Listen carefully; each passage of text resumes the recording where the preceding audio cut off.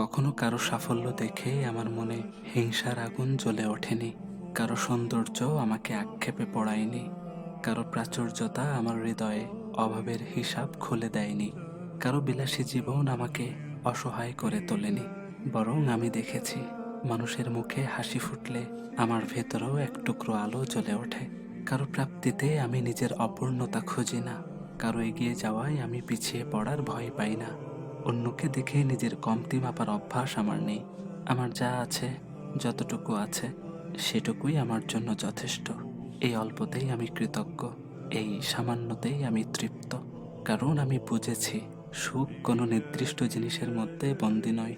সুখ কোনো বাড়ির আকারে, কোনো গাড়ির মডেলে, কোনো নাম যশের মুকুটে নিশ্চিত নয়। সুখ হলো মনের ভেতরকার এক স্বচ্ছ স্বীকারোক্তি। আল্লাহ, তুমি যা দিয়েছ তাতেই আমি রাজি।